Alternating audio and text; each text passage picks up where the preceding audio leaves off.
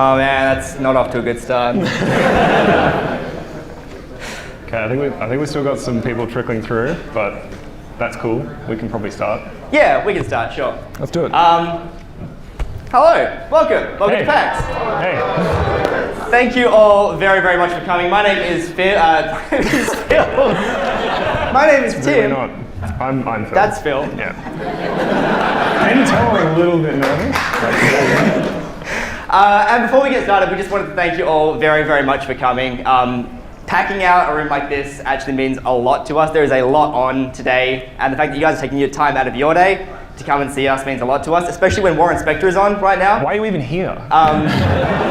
If I wasn't standing here, I would be a Warren Spector. I wouldn't watch me, I would watch Warren Spector. But that's it's a ringing endorsement. Huge Deus Ex fan.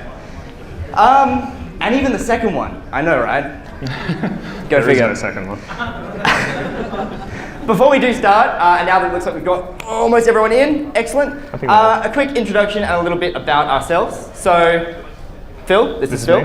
Yeah, my name is Phil English. My credentials are up there. The redacted for the laboratory analyst job is because I was at a smaller company. Now I'm at a bigger company. I'm not actually sure what their policy on admitting that I work for them is. So, yeah, I'm hopelessly addicted to podcasts. If anyone else loves podcasts, you'll know that it is an addicting thing. Favorite game of all time, Chrono Trigger on the SNES, not the DS. Yeah. And yeah, I've got 399 games on Steam. The 400th is going to be Fallout 4, so I'm pretty excited about that. I'm restricting my buying impulses for 2 whole weeks to get that one done. Got the sweats, got the itches. Yeah. My name's Tim. I'm astronomer, physicist, proto-cyborg. I installed my first augmentations this time last year. So if you want to see that later, you can come find me around the floor outside afterwards. I have an electromagnet in my hand. I have a RFID chip in there as well, which has some information on it if you want to scan my hand afterwards. That's not a weird thing to ask someone, so. It's not innuendo either. He really does want you to scan his hand. Yeah, it's not a weird sex thing. No. I have spent the last couple of years actually introducing Kerbal Space Program and Minecraft into schools, which has been a lot of fun. Big fan of those two. And of the over 4,642 hours in Steam, which is a stat I looked up last night and then wept. Only because I know it's not even that small, because I know that it didn't count about 800 hours in Oblivion, and it certainly didn't count the 3,000 hours in Morrowind, which is why the tattoo as well. Because at least 800 of that is in Kerbal Space Program as well. So if anyone here heard of a game called Kerbal Space Program before? Yeah? Excellent. Good. That will feature in our thing a little bit later on as well. So we're going to start off by saying that, first of all, again, thank you for coming. Did anyone come to our panel last year? Same time? Holy crap! Heaps of people. Cool. Okay, I wasn't expecting that. The next thing says, okay, that's okay that none of you came, but it's good that you didn't come last year, because now you wouldn't realize how many of our slides we were using. But about a third. So last year, we showed the thought processes that go behind performing scientific research and how that is actually quite similar to playing and making video games. We also showed that science is represented in some video games really, really well, which is something we're going to be expanding on a lot more in this one. And we also showed how you can use video games to teach science in the classroom, which is, again, something we've now been doing. And the third panelist that we had last year, Megan, couldn't make it this year, unfortunately, because her and her husband have just finished creating a brand new level 0 character. So, congratulations to them. Well done, Meg. She's going to see this later, so. And even more important than creating a human life, she got a paper published. She will be hanging around on Twitter after around about now, so if you want to tweet at her, congratulating her for all the awesome things that she's been doing in the last year or so, that would actually mean a lot. So if you can maybe take down her Twitter. In between feeding and changing nappies and all that kind of stuff. So yeah, she actually produced a paper looking at the science in classrooms thing as well. So that was really, really important, and we're really proud of her for that one as well. But that's last year, this is this year. So what are we going to be talking about this year? We are going to be looking at how science interacts with player enjoyment in video games. And this is going to be something that we all know that science is pretty cool, right? I mean, you guys have all played Kerbal Space Program by the looks of it, things as well. And I think I saw at least one Portal cosplayer. Do we have any other Portal cosplayers in here as well? No? Just the one at the back there? Awesome. But a lot of games use science, and so we're going to be looking at that and seeing how that actually relates to, more importantly, fun and enjoyment. So, Phil is going to start us off. Is that changing? Yeah. No? Yes? Okay. Okay, so like any good scientist, before we start, we should define our terms and our hypotheses. We've used the term science here. It was kind of a grabby title, but we've used it to encompass kind of a wide range of behaviors that game developers use to make games seem at least partially representative of the universe that you and I all live in, so realistic kind of stuff. So if you were expecting to see Solid Snake go up against a laboratory mouse, for example, I'm afraid you are going to go home disappointed. That was really loud. So the versus in this case is less of a fight to the death and just more about an exploration of what it means when games use things like realism, like precision, accuracy, and consistency in games to create a game world and how this affects our enjoyment of the game and gaming in general. Our hypothesis, completely unbiased as it is that science helps more than it hinders when creating fun in video games. So we're going to explore that. We're going to test it today and examine the results to see how fun and science coexist in games. As I mentioned earlier, at least Tim mentioned earlier, I'll be testing our hypothesis by taking the opposing stance. So I'll be trying to tell you that science hinders video games, which will make me real popular in this room. But to get us off to a good start, Tim will be giving you a few examples of when science can help a video game. So yeah, take it away. Awesome. So yeah, I think I've got the easier task here, because science obviously helps more than it hinders. Science is pretty awesome. It's awesome in almost every single facet. But we don't need to look very far to see that a healthy dose of science can make a game great, and it can make a great game even better. So in the last 5 years, we've already seen 2 pure physics simulations become some of the biggest hits in video games worldwide. So that was Phil and I last night when we were rehearsing this. Practicing, yep. And about 5 minutes ago before you guys came in. Yeah, as well. Kerbal Space Program is nothing but a giant sandbox of physics equations that you use to, honestly, and most of you, to make your own game. Because until very, very recently, Kerbal Space Program didn't even have a story mode. In fact, it still kind of doesn't have a story mode.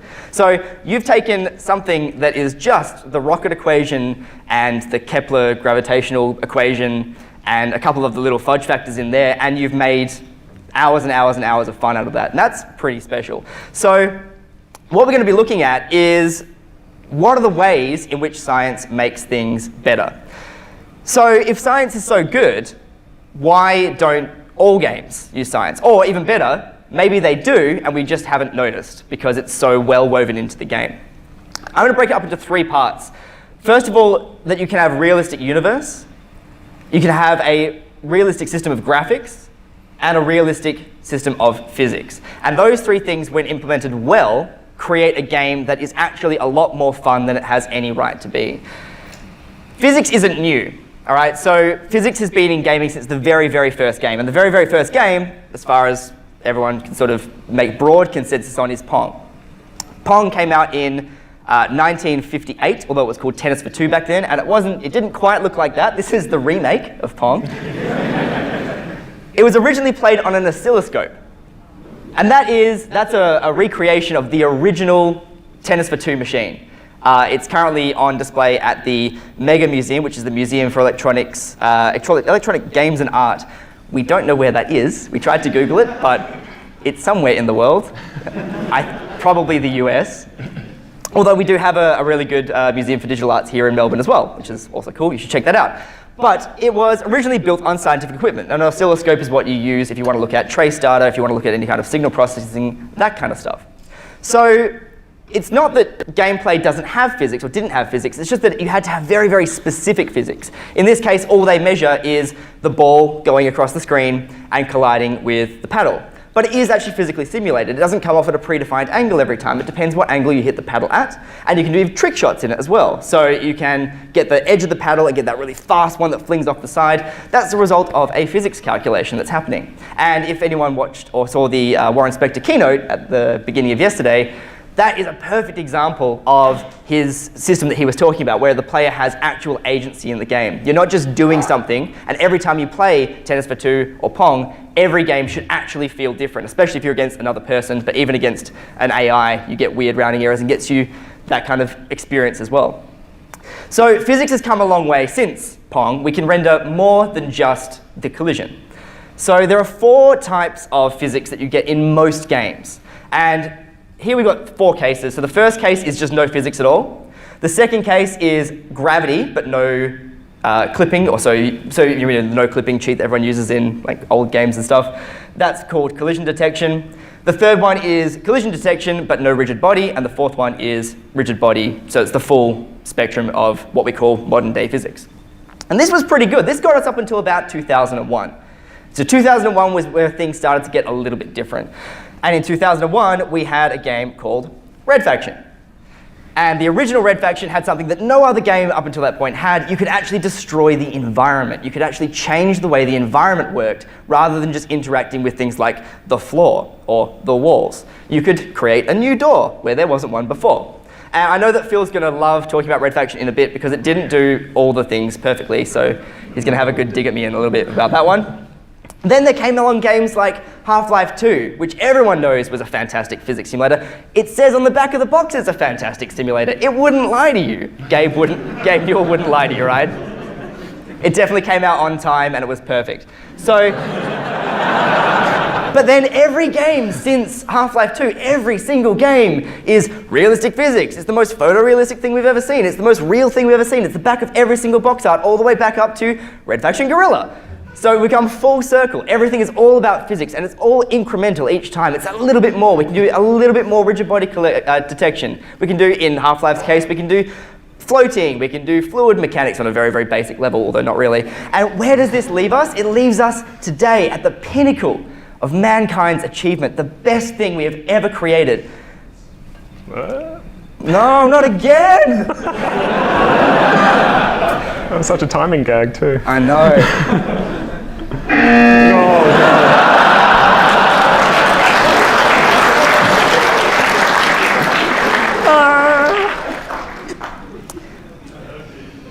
This is how real science works too. Guys, it'll totally work this time. Red Faction 2, the pinnacle of human achievement. And honestly, it's even funny than that because it was TransFX, NVIDIA's hair simulator. Look at that. That is, the Apollo space program's got nothing on hair. Hair is the best thing that we have ever come up with. And it's actually pretty impressive because this is something called soft body dynamics. So rigid body dynamics is when you have things colliding, finding their center of mass. This is actually using crumple zones. It's using foreshortening, all these other crazy algorithms that allow you to get super, super realistic, or at least in this case, moderately realistic hair that sometimes goes a bit weird because it's still a video game. Once upon a time, we needed huge computers to do these kind of simulations. And I mean massive, and they were operated by massive nerds as well. So you had these giant banks and banks and banks of computers working tirelessly, and sometimes they would actually take months and months and months to do these. So one of these simulations, done by NASA, not by me, this one is simulating the collision of the Andromeda Galaxy and the Milky Way Galaxy. And this took a supercomputer roughly the size of this room, 4 months to compute. That's really impressive. First of all, we can build a computer that big and that powerful and that strong. And then what you've got is something that takes nature hundreds of billions, or in this case, thousands of billions of years to do. So that's really, really impressive. And there's no way we could possibly do that in a game, right? I did this on my computer this morning, and it didn't even make the fan move. That's how far we've come. That NASA simulation is only 8 years old. And already we've got computers that can render almost exactly the same thing. I'll admit NASA used a couple more stars than I did. but it still gives you a really realistic representation of what the universe is like. And this is a game called Universe Sandbox. Again, some people might have heard of it. Yeah, sort of. So Universe Sandbox, again, not exactly a game that has a defined end or a middle or a beginning, except for the Big Bang, I guess. And it still gets people sucked into hours and hours and hours of just saying, hey, what if we make a kettle the size of Jupiter? I don't know, why not? They made enough money from selling it, they're making Universe Sandbox 2. All right, so that's awesome. So obviously people like science. Science is cool, it feels cool. But that's just the physical simulation side. This is a game called Mass Effect. I'm glad there are some Mass Effect fans in here as well. So this is some Mass Effect, this is the loading screen. Now, if you have a really good computer, you might not have seen this, because it's just gone. If you were on an Xbox or a PlayStation, you would have seen this a lot. Haha, PC Master Race.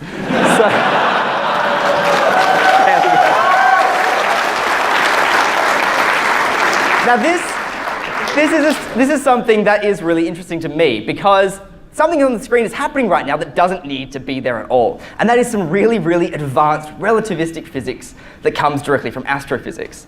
So this is part of making the world, the whole universe, tie together by having extra bits of physics and science in there that you don't need. It just helps give you the immersion, the realism. What's happening here is that you see the front of the ship is blue and the back of the ship is red. That's something called blue shift and red shift, something like the Doppler effect you get with ambulances going backwards and forwards. We've all done that physics high school experiment and everyone's tired of writing it down. But the game goes a bit further than that. It doesn't just put that in there, it even gives you a codex entry that explains it. And it's one of the hidden ones that doesn't even have the narration. So a lot of people might not have seen this codex entry, but it is in there. And a lot of people do read it. And a lot of people go, that's what it looks like when you go at the speed of light. But that didn't need to be in the game. The fact that it is there is just to tie you into the world, to make you feel like it's a cohesive system that you belong in. And that's really, really important. That's a really important part of having a game that is fun. There's another problem with a consistent world, and we haven't solved all these problems. For example, there's the eternal NPC problem. Unfortunately, these guys will stand there repairing that boat forever. Now, Skyrim, big fan. I'm not about to dig it out without giving it some praise as well. Skyrim did a really good job because they did have an AI system which put the NPCs to bed at night mostly. It made them try to not work on weekends. They actually went to church. They did all their cool things. Well, if it's the church of, like, the Skyrim gods. But these guys are unfortunately quest specific, and they take you to the isle, or the island surrounding Morrowind. So they have to be there forever because the Chosen One might need to use a boat sometime, ignoring the fact that he can fly a dragon, but that's fine. Which means that they will stay there forever, or mostly forever. Everyone likes a little bit of NPC death. So that makes the universe feel cohesive, and it feels like you actually belong there. But what about how the universe looks? This is an example of something called ray tracing. And ray tracing is the gold standard for graphics. It is the most physically realistic graphics that you can get. And you could actually be fooled for thinking that was a photo. It's not one of the best ray tracing examples out there, but it's also Creative Commons, so I can use it. And ray tracing works by simulating every single photon in the scene. That's a bit much. You don't really need to do every single photon, but you do need to know how photons react. And so now, we're just starting to get to a level of graphics where we can do that, where we can send out probe photons. They go out, they test the scene, and they figure out what a material should feel like. And we're using this already in a game now that's about to come out. Let's get the real question is, can anyone pick what this is? And I will love you forever. Oh, thank you so much. Yeah, so this is Star Citizen, a game which is scheduled to come out hopefully in the next 3 years, or at least by the time I don't know, am still alive and... I think it's scheduled for the day just before Half-Life 3. Yeah, so...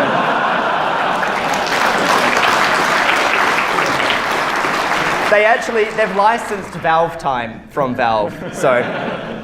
But this actually uses a process called PBR, which is not Pabst Blue Ribbon, but physics-based rendering.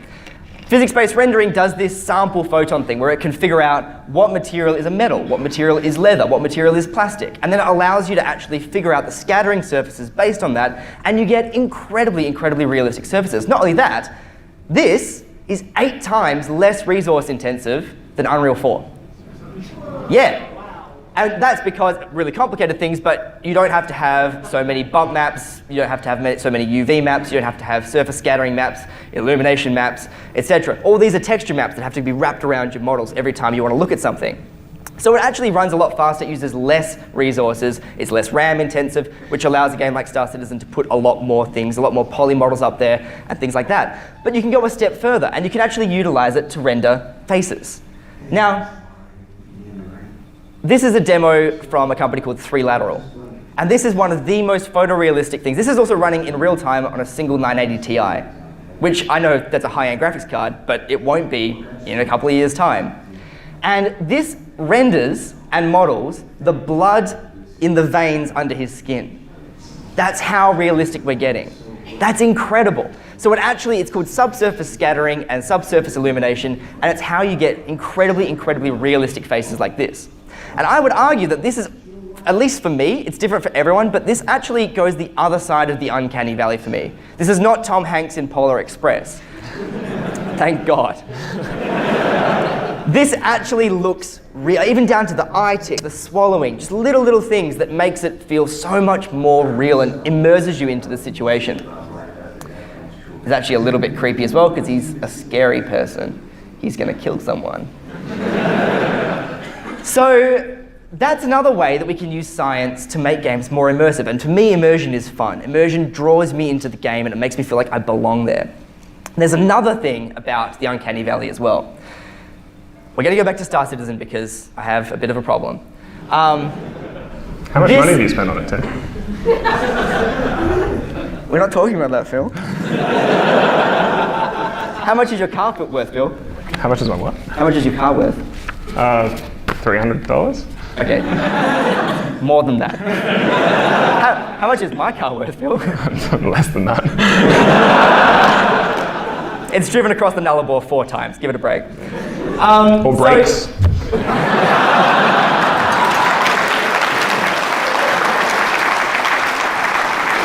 Once again, we're looking at Star Citizen. And Star Citizen does something else that other games don't do, and that is it renders the camera physically. So that means the camera is rendered at the eyeball itself, and it uses smoothing algorithms to get rid of some of the jerkiness, although that still needs to be worked on, I fully admit. But once you play this, all of a sudden you go back to other games and you realize something's a little bit off, because look at where the gun is there, and look at where it is here.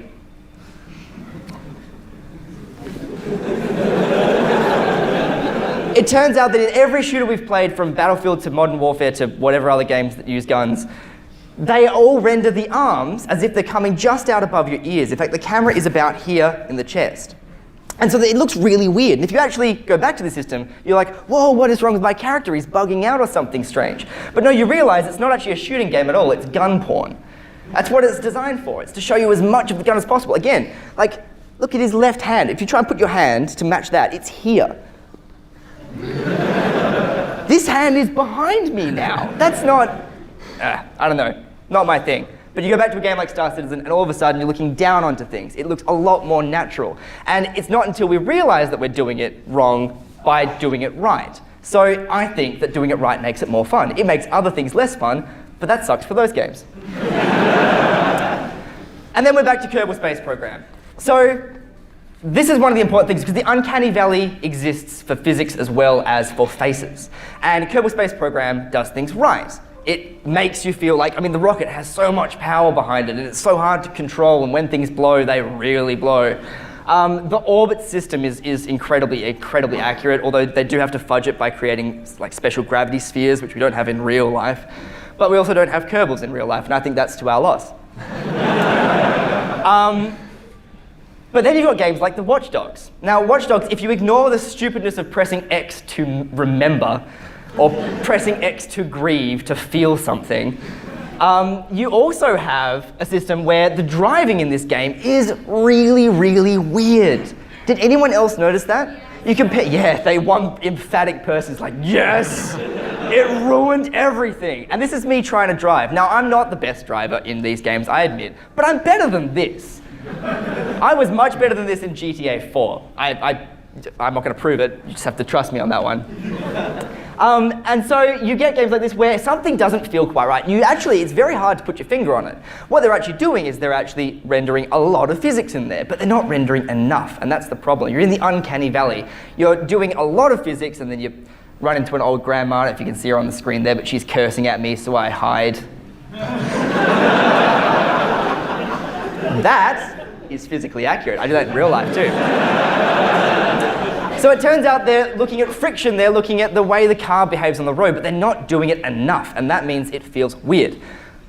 Compare that to a game like, I don't know, Star Citizen, where there's actually a giant ad for Star Citizen. We're not getting paid for them. I wish. If they could pay me in chips, that'd be great. I need to eat. So what they've done here is in patch 1.2. Blah, blah, blah, they had a system where everything felt really good up to a point. There was something a little bit off with the flight model, and everyone on the forums and on the Reddit, all the keyboard warriors out there raging about how it's so bad, that no one could say why it was bad, just that it was bad. There was no actual explanation for this. Until we figured out it was because we hadn't modeled enough physics. Now this game uses an incredible series of physics calculations to figure out where things should be going. And what they'd done was they hadn't calculated the fourth differential of distance with respect to time. Moving mistake. So the fourth differential is called the jerk. Funny term, yes, but what it is it's the change with acceleration with time. So you've got position, which is where you're standing. Your movement, your velocity is the first differential. Your acceleration is the second. Wait, I got that wrong, haven't I? Jerk's the third, isn't it? Yeah, fourth? No, I don't know. Figure it out. Do it at home. Look on Wikipedia. I'm not a scientist. No, I am. Damn it. Wait, I have no excuses. The point is that the jerk value was set almost infinitely high, and as soon as they lowered it, this is 1.3, you can now see that, and we can't necessarily feel it from there, but trust me, it feels a lot better. And for those of you who are Star Citizen followers, awesome. You can look at it at home after, well, actually maybe not just yet, because it's a 33 gigabyte patch, and we live in Australia, so sorry. What you can do is you can get yourself out of that uncanny valley, or you can stay in it intentionally. And then you've got games like Antichamber. Now this is doubly cool because it's an Australian indie developer, one guy who did it all by himself, and he's really cool. But the second thing is the fact that this game utilizes non-Euclidean geometry, things that we don't feel good about. So you can go down a staircase and then end up in exactly the same room. And you're like, well, hang on, that doesn't feel right. You can turn left 3 times and not be looking to your right anymore. You're looking in a completely different space. It feels really weird. Look at, yeah. Oh, that's not right. And then you go through a door and you're like, oh no, it's a dead end. And then some Zen koan at the end. Oh, some choices go anywhere. And now you're in a room that doesn't have an exit anymore. And it's very, very confusing. So the game actually forces you to fail by feeling weird, and that's how the game works. So all of this comes down to finding different ways to represent the games that make you feel good, right? This is a slide that I've very graciously borrowed from Extra Credits. I don't know if you guys are seeing that yet. We all have, maybe. This is something called the Bartle test, and it's a fantastic episode of theirs that you should look at. And it essentially says that there are different types of players that fall on these different axes. And so what you need to do is you need to find, if you're developing a game or if you're playing a game, you need to find the game and the mechanics that are scientifically accurate enough to meet the criteria of your enjoyment. And there are different types of enjoyment, which we're going to have a look at a little bit later on as well. But I think this sums up really nicely why science needs to be in these games. We need to think more about the science and put more science in there and get out of those weird uncanny valleys, or at least be aware of them so that we can utilize them to our best effect. And now Phil is going to tell me how I'm wrong.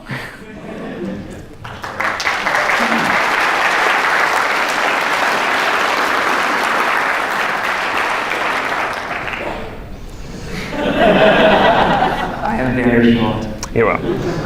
Okay. Everyone hear me okay? That's all good? All right.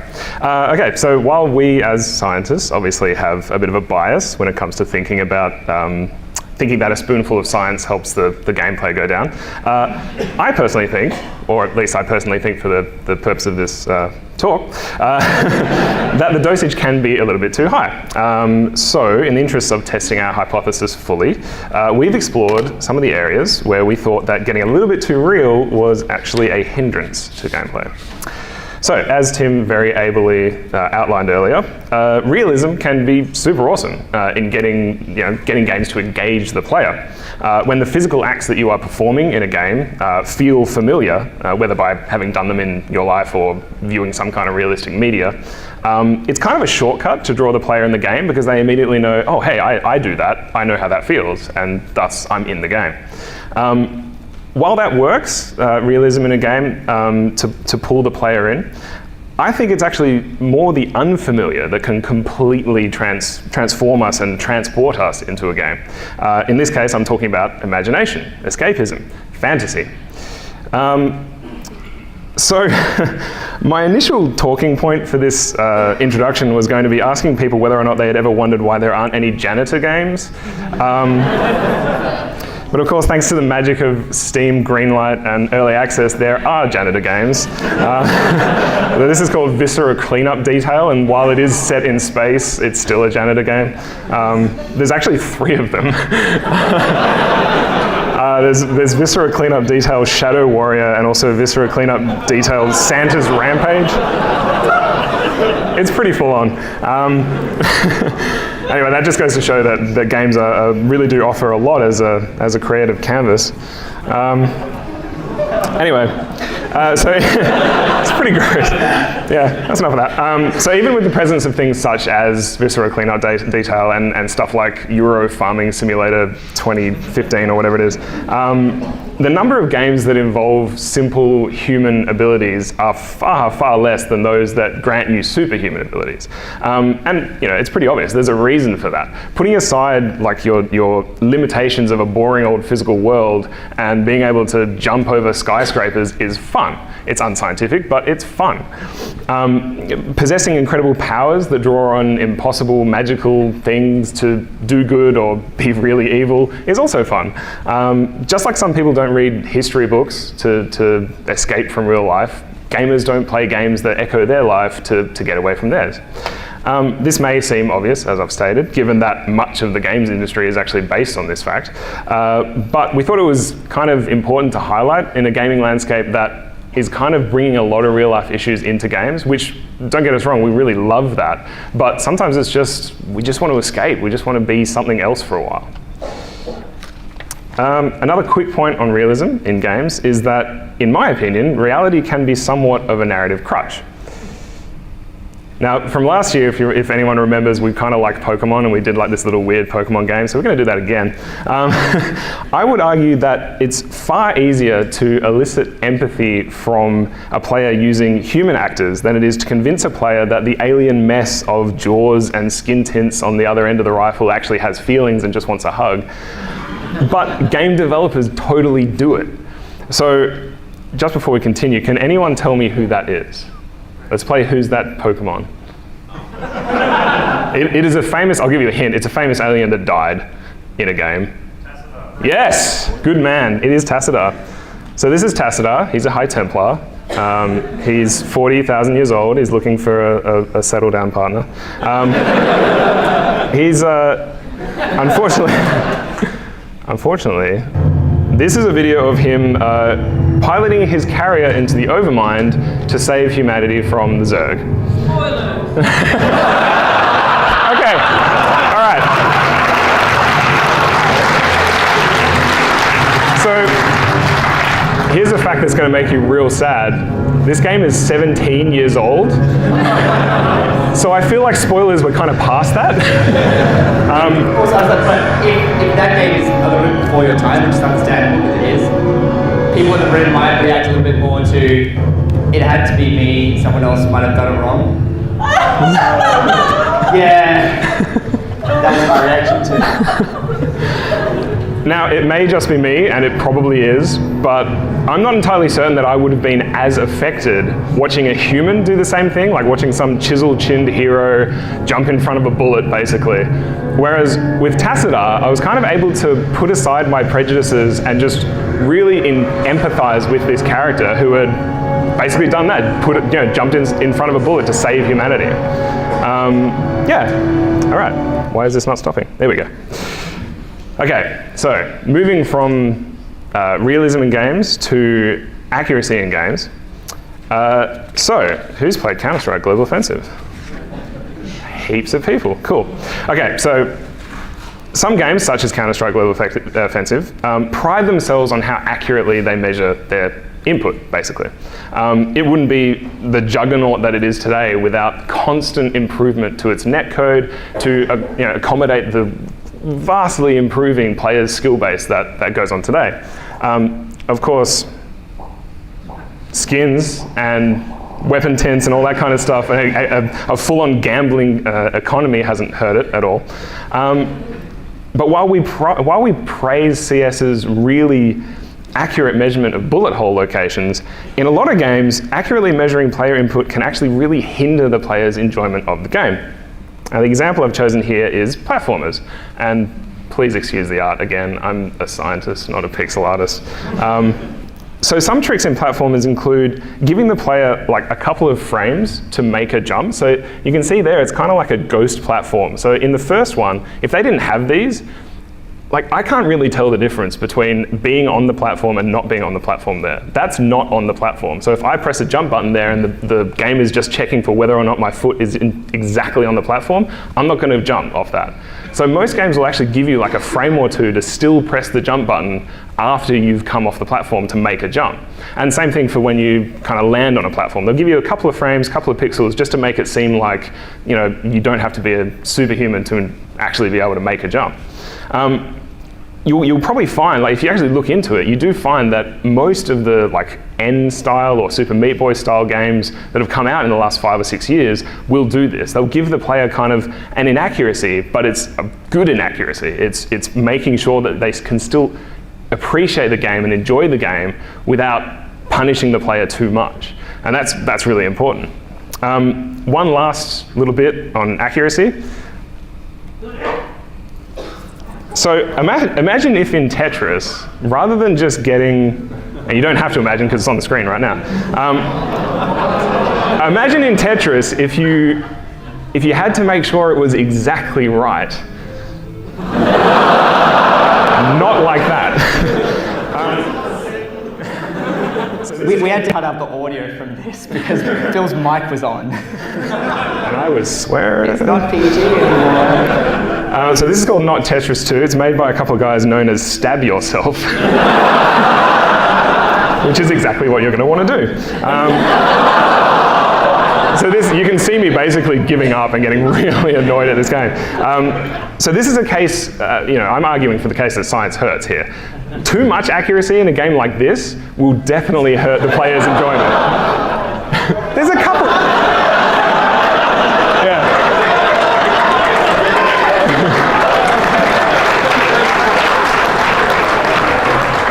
So there's really no way for, it keeps going, there's really no way for the average player to enjoy this. Like it takes a special kind of player to appreciate that, like Dark Souls, smashing your head against a wall like constantly will eventually give you, you'll break through the wall and that feels really good. But it's more than likely going to be an exercise in frustration for most players. All right, final topic, here we go. Let's get rid of that. So for the final topic, I'm going to tackle the big one that Tim went on about for ages. And that is, that's consistency. So consistency underpins everything we do in science in general. There's a quote usually attributed to Isaac Newton, but it actually dates further back and we're not sure exactly where it comes from, which goes something along the lines of this: if I've seen further, it is by standing on the shoulders of giants. We're not entirely sure if it was frost giants, hill giants, or some other kind of giant, but some kind of giant.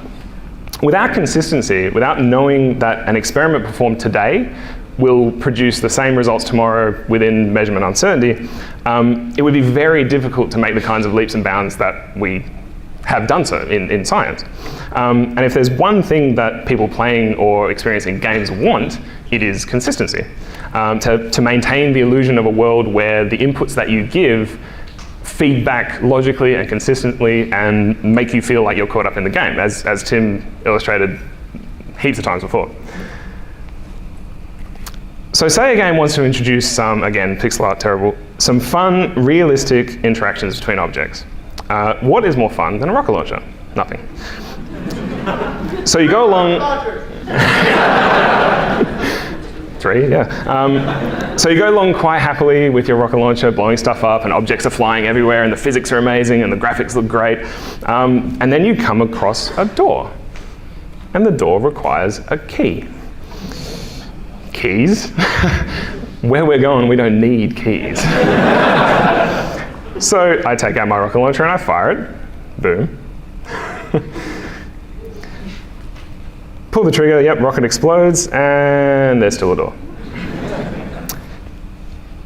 This happens a lot in games because developers do need sometimes to railroad players. And yeah, our little dude gets a little bit confused.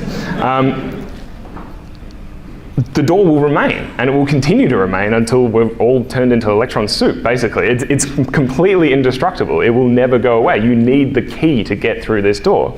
And this is where using science in the form of realistic interactions in your game, but not going the full way, not implying them to the entirety of your game, totally kills it for the player. Rocket launchers and explosives in general are a pretty big offender for this. And as Tim mentioned earlier, the old game, was it Red Faction? Yeah, Red Faction. That boasted the ability to destroy everything. I think this is actually from the newer one, because that looks way too shiny. Yeah, I couldn't find one from the old one. Okay, cool.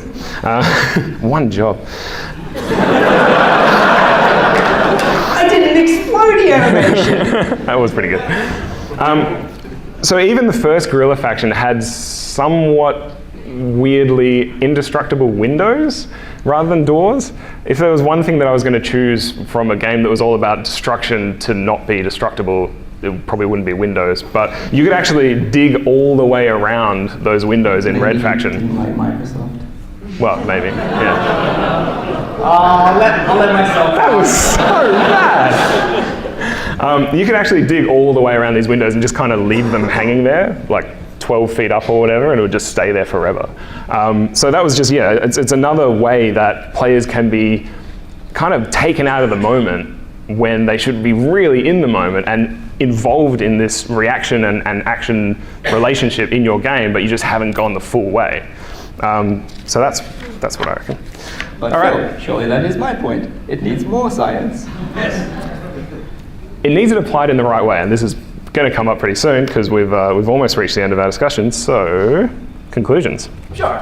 Let's do conclusions because science is all about those. Conclusions. In conclusion, the list goes on. So we asked the question, does science help more than it hinders in creating fun? And I think that what we needed to do after a lot of collaboration and late night and scotch, we decided that the question was wrong in the first place. We need to ask that does accurate science, when implemented when appropriate, make a fun game amazing? And I think pretty much the answer is yes. Although we then decided, after more scotch, way more scotch, the question is wrong still. The question is, did you have fun? And that is what the... You're gonna make me blush now. It's all about the love. You need to have fun. If you're having fun, it doesn't matter if the game isn't scientifically accurate. It doesn't matter if it's doing some weird thing with windows. It doesn't matter if Samus can't get through the ice door even though she has a flamethrower because she needs the laser for some reason. I don't know what the hell's going on with that one. Yeah. If the game is fun, play it. And if it's fun, tell your friends to play it. Make your family play it. And if someone tells you they have a fun game, play it because it's fun. Fun is the important part of all of this. And so please, if you do get anything out of this talk, it is just to remember to have fun. Cool.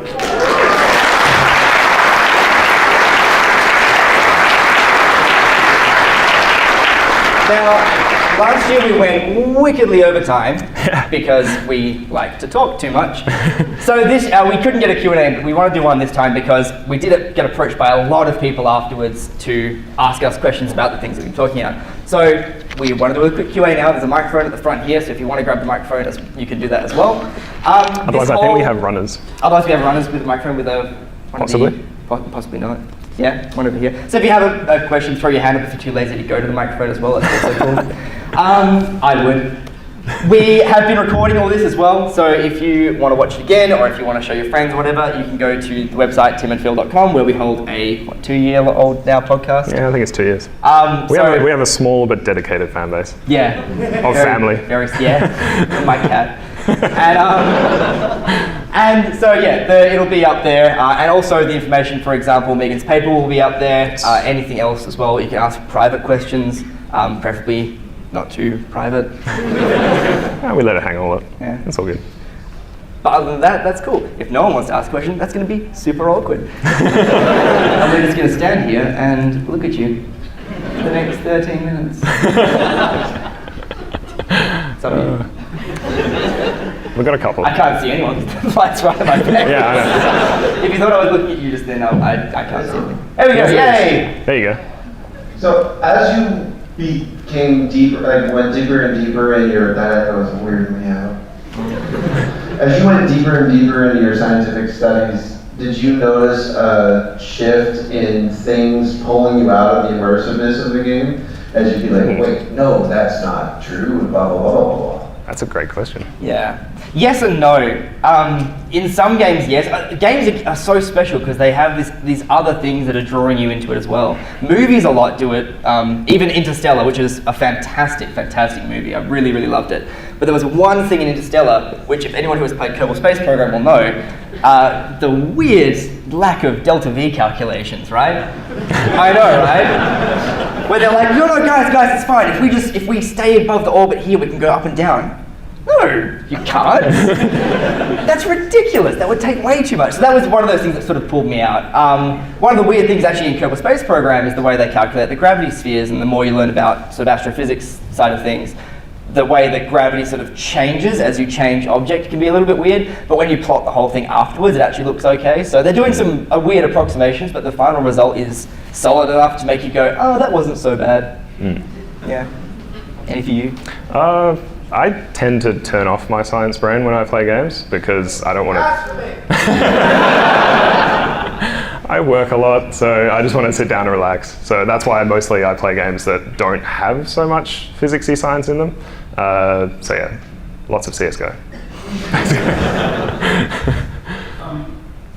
Most people know about velocity and acceleration, but when people think much about the third derivative, are there other sorts of science that can be super important in creating realism that people haven't heard of or people don't typically think about? Yeah, probably. I don't think there's too many. I don't think there's too many games that try and approximate things, or sorry, don't try to simulate things as much as something as great as Star Citizen does. Not every game can be that good. He's got a knife to me, like right here. I bought him a ship. I'm actually only in the game so that I can crew his massive ships. That's basically a deckhand. I think a lot of games tend to approximate those things because if you get too far into it, it stops being about kind of enjoying the game and starts being more about the mechanics. Something like a space simulator, space simulator, I guess, works in that way because it needs to, because people that are playing it are going to pay attention to those things, and it does make it feel way better. But something like, I don't know, Super Meat Boy or something like that doesn't really need to go that far into, the fourth differential or whatever, third differential, because basically it's fudging all the numbers anyway to make the jumping feel good. Actually, what got me, I think about it, was, and it's way back now, but when Minecraft was really new, when I first knocked over a sand block and water filled my home, and I was like, no, my roses. Or whatever it was, I think we had roses back then, or my crops or something. My greenhouse got destroyed. But the way the water actually found its level threw me. I was like, whoa, what is the one thing that isn't like quantized in block form in this one? And it actually finds levels, and it's like some sort of weird approximation of fluid dynamics. So that was really, really cool. And then I tried to find how far I could go with that. Like, does it equalize over a U-bend? No, it doesn't. Okay, that's fine. Not in those early days. Immersion broken. And you can make infinite water pretty easily. Yeah. That was a big thing. Cool. Oh, where are we? Do you think with developers trying to refine their physics engines to whatever way they want to realistic or stylistic, it's going to reduce the number of physics quirks and other mechanics introduced in games that people find? Thinking of rocket jumping or guns developing their community kind of develops rather than the developers? Yes. Yeah, stuff like rocket jumping and stuff like surfing in tribes and surfing in CS even. I think that stuff's still going to be found, but I think there's going to be enough games that don't really need to go to that level of physical accuracy. Yeah. I mean, if you look at our games landscape now, you've got Star Citizen, which is the insano level, but then you've got like thousands of indie games on Steam and on PSN and Xbox, if those are things you use. And they don't need it, and you can find all these things. Actually, one thing I did want to mention and that we wanted to spruik tonight is tomorrow at 3:30 there's a dude, or three dudes, doing speedrunning of Mario, and that's a really good example. I think speedrunners are going to find physics, break physics in everything, because that's what they do. It's insane. So go see those guys, 3:30 tomorrow. And you'll always be able to break physics too. Yeah. Rounding is always going to be an issue until, even when you get to 64-bit, it'll probably still be an issue at some points. But when you get rounding errors and it launches you into the sky, like you'll still get those awesome GTA videos where someone's like turned a car into a whale or some crazy thing. And drives into like a parking meter and gets flung about 3,000 kilometers an hour in the opposite direction. Yeah. Game physics, the subreddit, will continue to exist. We got one more. You talked about bringing science to games. Have you thought about if dragons and stuff like fantasy stuff would work in the real world? I spend untold hours a day doing this. It's not even like, so I'm gonna call it a hobby, because calling it a mental illness is too close to home. I cannot help but headcanon things. Like, I will go into games and movies and I'll be like, no, it's fine that happened, because you don't realize that in this world, this other thing happens, so it's allowed to. Like, for example, one of the cool ones for me was the jumping on Gearbox software, help me. Borderlands. There we go. Thank you. The jumping Borderlands is really floaty and weird, and that's actually because they're on a moon. Right, so the gravity is lower. So of course it's jumpy and floaty and weird. They're on a moon. I do that a lot. Yeah. This one's a little bit off kilter for the rest of them. Did I hear at the beginning you said you put a magnet in your hand? Yeah. How do you credit card? quite fine when my bank account is doing okay. I mean, that's the limiting factor. So the magnet is 0.5 nanotesla, quite small. It's about 6 mil, 0.6 of a mil, 6 mil, Jesus. 0.6 of a mil across and about 0.2 mil deep. So it's not enough, like I can get my, no I can't, it's in my other pocket. I can get my credit card and quite easily like wipe it across. It's fine, it's not gonna do anything. Or, not that you can tell, I may have just ruined it. I'll show them, I'll just take a new bank card.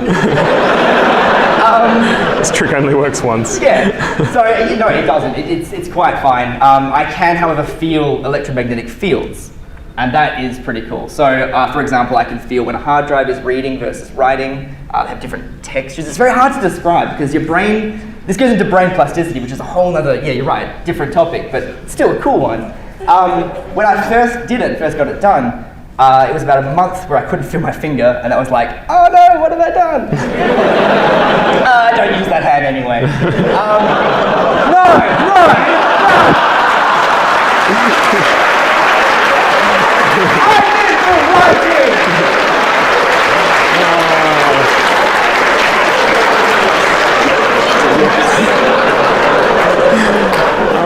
But then I got feeling back to my hand again, I was like, phew, and then I could feel the vibrations was interesting, but then what happened is over a couple of months, my brain started to adapt to it, and then I didn't feel it in my hand anymore, I felt it in my arm. And then after about 4 or 5 months, I felt it in the entire left-hand side of my body. And that's where it stopped, fortunately. And that's probably to do with right-left hemisphere nerve separation. Again, I'm not a biologist, I don't know that kind of stuff.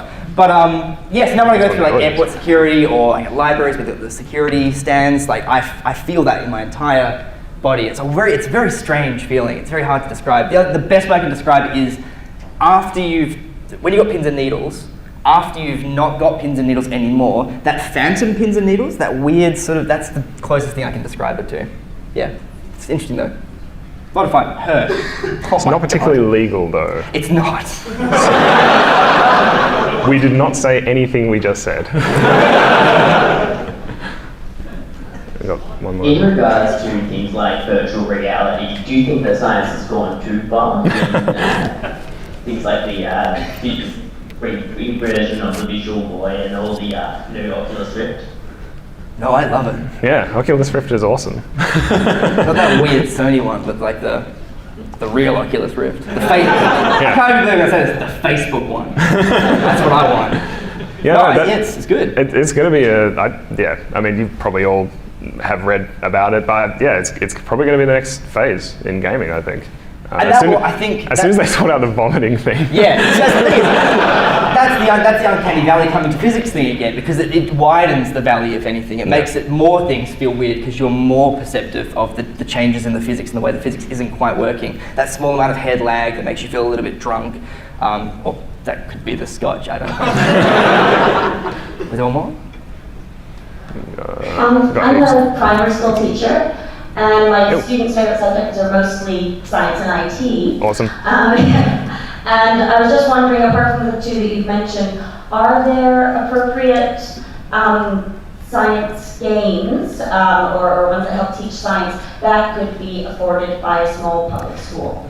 So Kerbal Space Program has Kerbal EDU, which is a school-specific one. You need a license, you actually have a school email address, which is fine, and it comes down to like, it's $200 for 40 licenses. Like it's a crazy cheap amount. And also they will work with you as well because they want to get it out. It's very, very cheap to do that one. Minecraft also has an EDU license as well. I think it's the same company that manages the EDU side of it. It is very, very affordable. Yeah. If you want, we can get you in contact with Megan because she will have heaps of examples. She had a few from last year, I think Osmium, and also basically the Incredible Machine copy, whatever that is. I can't remember. What was it? But yeah, we'll get you in contact with her if you want to come up afterwards later. Yeah. Or tweet us. No one uses Twitter. Yeah, but kids are doing these days. Certainly Snapchat us, right? No, don't. Is that really just for? Yeah. As far as I know. I should get on that. Hi. I was just, hello. Yep, there you go. Hi. Cool. I was wondering, I know physics tends to be quite obvious with video games and whether or not it's right. Was there any other sort of sciences, like in video games, where you found they've blatantly sort of disregarded the rules for everything and thrown out the window?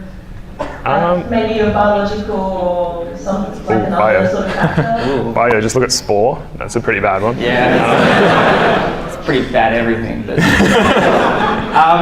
yeah, I'm trying to think. There was one the other day that I was like, that's not the way the circulatory system works. But I can't remember what it was. There was Surgeon Simulator? No, that one's fantastic. That's way too accurate. It's how my hands work when I'm doing surgery. Yeah. What? Isn't that left hand again? Just go. Quite you often, guys are the worst. Quite often, economics is badly handled. We did actually have a slide in here, kind of celebrating what's it called, Off-World Trading Company, which is really accurate in how it does like stocks and takeovers and that kind of stuff. But there are other games, probably SimCity, I guess. Eve does economy Eve does it really well. Surprisingly well. Yeah. It also does a great job at showing how horrible people are. Which is why I don't play Eve anymore. But yeah, it's probably, I mean, we could probably do another panel on that, I guess, next year. Sure. I know, people wouldn't go 3 times, that's weird. We might be getting, are we okay to keep going for question time, or? One more? It says no time remaining. So. How accurate it is. Yeah, well, we've got to measure it. We've got to do validation. The enforcers enforce, we just follow what they do. It's Yeah. fine. Whenever you want to kick us out, just kick us out. But yeah, we're cool. Awesome. I don't think there's anyone after us. We should, yeah. Can we get microphones down this side as well? Have we got two? Yeah, but go one way. But yeah, go. Yeah, hi. Yo. I was just wondering if you could make any comment on how physicists or engineers and IT people, what sort of career paths there are developing Sorry. games. I didn't mean to laugh, it's just very... talking. Yeah, so there are, yes, if you want to work in video games as a physicist, just do it. Don't ask anyone. Don't look for a job. Just find a game company and work for it. Just say, and honestly, a lot of, especially indie groups, ones that have, they're trying to get into the scene. If they can say that they've got a real life scientist working on it, they'll take that on. Absolutely. If you want to, and if you want to do anything, just do it. I think is the key there. If you have a skill, or if you know someone that has a skill and they want to get into that sort of field, do it. Just don't ask. Just do it.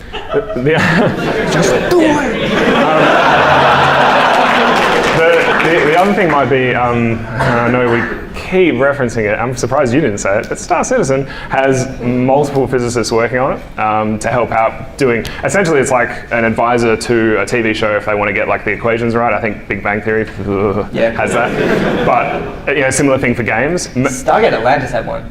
And that was like, she's so good. She's just an amazing scientist. And she wrote all the, I don't know if you've seen, sorry, not Atlantis, Universe. There's a scene where they have all these crazy equations on the wall, and then the cleaners came in and they rubbed it off, and she was like, that was 3 weeks worth of work. But yeah, probably as games get more complex and start pushing this stuff, that might be an avenue that might open up. But other than that, I would say, yeah, I'd agree with Tim. Like, you can get straight into coding and making games now. We're not. Unity is free. Unity's free. Just go in and get it, start coding it in. If you know how something it works in physics, you can use Unity really easily. Yeah. Really easily. And Unity's, because it's free and because it has been free for quite a while, there are stacks of YouTube tutorials and heaps of guides and that kind of stuff, forums where you can ask stupid or good questions. There's such thing as a stupid question, Phil. Yeah, that's why I changed it. They're all good questions. I knew you were going to say that. I did have one guy who's had his hand up for ages. That's like stretching. No. Favorite podcast right now because you're addicted to it. Is it Tim and Phil talk about games? Yes. Favorite podcast right now? In what genre? I listen to a lot of podcasts. I have no idea. Overall top three. Okay. Okay. Let's go. Adventure Zone by the McElroy brothers. So they're the same guys that do My Brother and Me, which is another excellent podcast.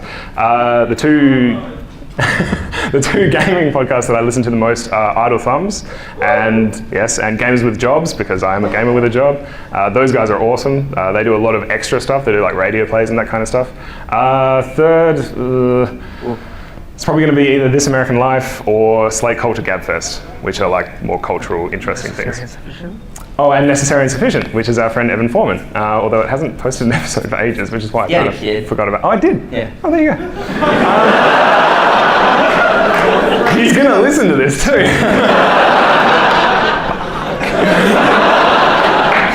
I pay attention. Yeah, but I can give you a list, like, right here. I got it.